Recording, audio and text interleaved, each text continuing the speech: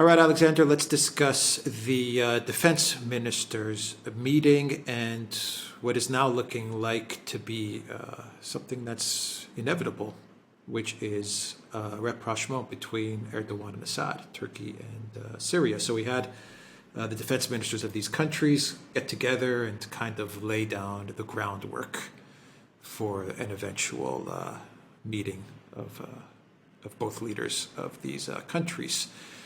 Huge news if this does happen. Very, very big news if this happens. It's been a long 12 years now. Yeah, is it? absolutely. Since Syria. Exactly. Yeah, 12 years. A long, winding, twisted road, but we are almost there.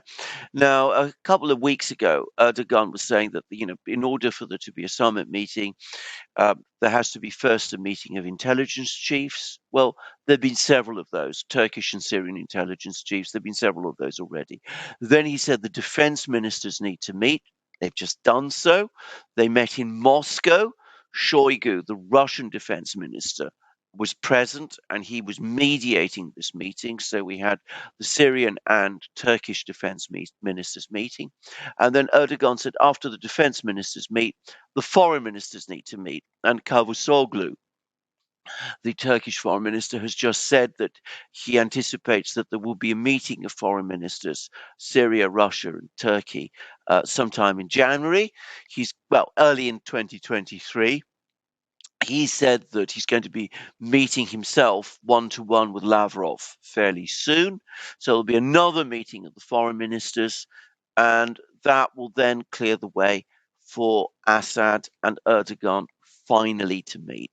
And they used to be close friends and partners.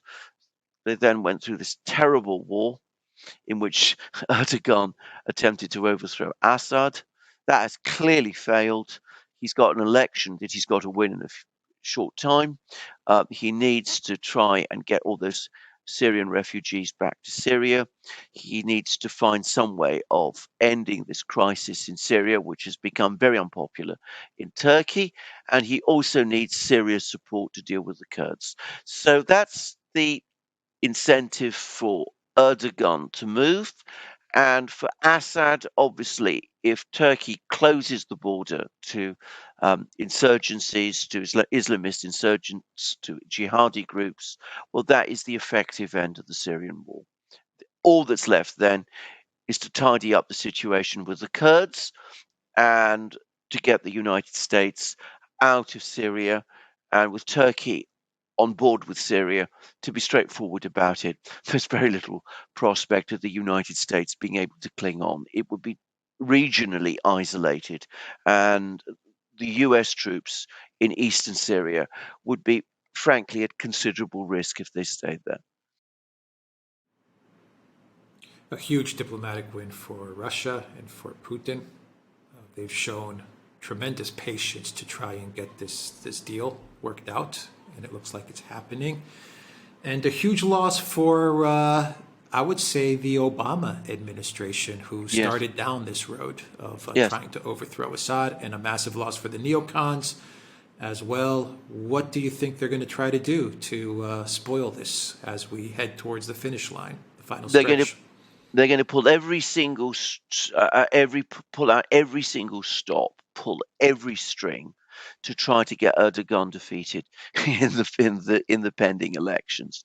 Now, I don't think Erdogan will let that happen. I mean, I don't think that elections in Turkey are, fully free and fair anymore. I'm sorry to say that, but that's what I believe.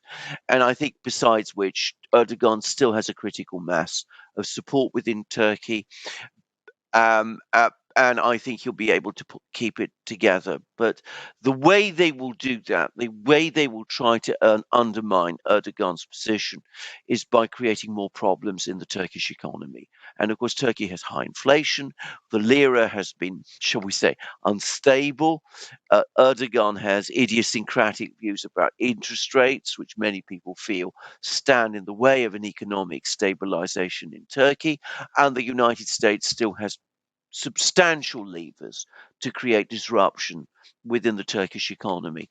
Now, in the past, whenever it looks like the lira was about to collapse, someone has stepped in to help stabilize it. And, we've never been told exactly who that someone is. It's unlikely to be the Russians, by the way, because I doubt they have the resources to do that. But given that the Russians and the Chinese are working very, very closely together, it might have been the Chinese, for all we know. But anyway, there's going to be a battle over the internal direction of Turkey. I should say that the Turkish opposition parties also support a rapprochement with Syria, but I suspect that nonetheless, the United States would rather see them in power than Erdogan because Erdogan is such a powerful figure in Turkey.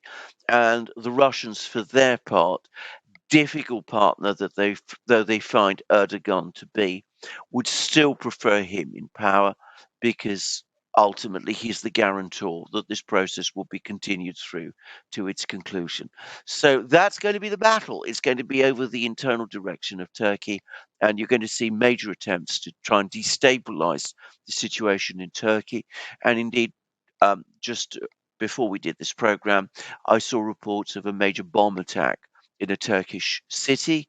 And of course, remember, there's lots of Islamist groups, extremist jihadi groups operating in Turkey.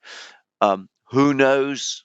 Some of them may have the necessary contacts with our friends in Washington, and they might be activated as well. Erdogan did one very, very clever thing. Is he always held that migrant card, Yeah, and I would always ask myself why does he continue to hold those migrants in place? yes, And I think that if they try to destabilize Turkey and things get really out of hand, then Erdogan has, I think, the checkmate move, which is migrants flooding into Europe. It's kind of like you destabilize us, well, we yes. can destabilize the entirety of Europe. So I think that even if they try to destabilize Erdogan as he approaches some sort of negotiation with Syria, he has some pretty powerful cards to play. Oh, yeah. He's got many powerful cards. I mean, as I said, he does have a critical mass of support within Turkey. And I think this is something people should never underestimate. I mean, for all the fact that he's lost popularity recently, he's lost support in places like Ankara and Istanbul. I think, much of Turkey, he continues to have a lot of popular support, which will stick with him because of what he's managed to do over the last, 20 years, 30 years. I mean, he's put Turkey on the map. He's also transformed Turkey in many ways. So I think, he has that support. There's something else, which is, of course, if there's an attempt to destabilize Turkey, this is a much more sophisticated country, society, than it was 50, 60 years ago. And I think a lot of Turkish people will understand very well who is trying to do it. And they will look to the strong leader, who's the person who can hold things together. And that, of course, is Erdogan. I mean, Turkey has experienced so much instability in its recent past. They will not want to go down that way again.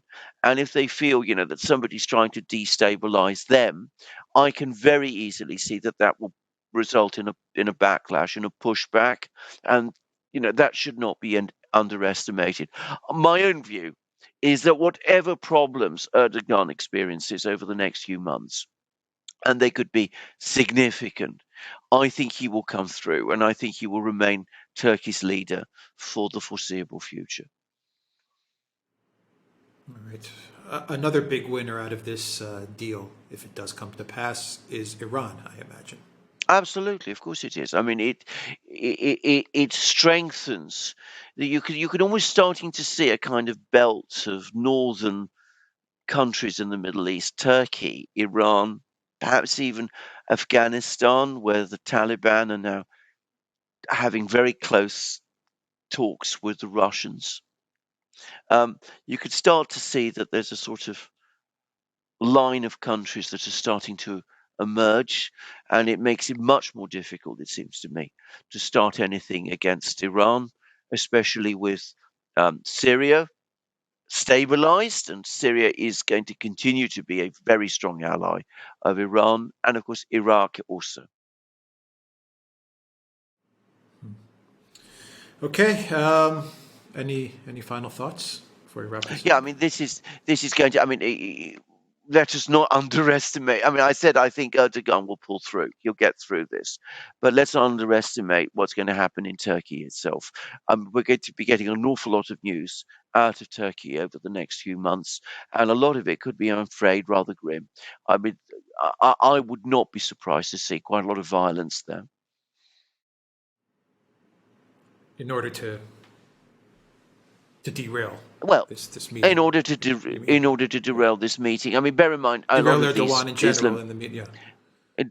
derail Erdogan in general. And bear in mind, a lot of these jihadi groups who Erdogan himself sponsored must be very angry by the fact that there's a rapprochement now between Turkey and Syria. I mean, they must be very, very angry about it. And so that would make them more than willing, one suspects, to go down the route that some people in Washington and elsewhere might want them to go. We've seen violence in Iran recently. We could very well see violence in Turkey. I'm sure that Erdogan will be able to keep control of it. He is going to have friends who will help him do it. The Russians will, as I said, they will have an investment in Erdogan's survival. So will the Chinese. I think he will pull through. But as I said, it could be very, very unstable and volatile for at least, the next year or so. Right. Yeah, I wonder if that's another reason why Erdogan keeps Greece on its toes Yeah, as of well. course. Of course it is. I mean, he's he's got to keep everybody in, suspense. He's got.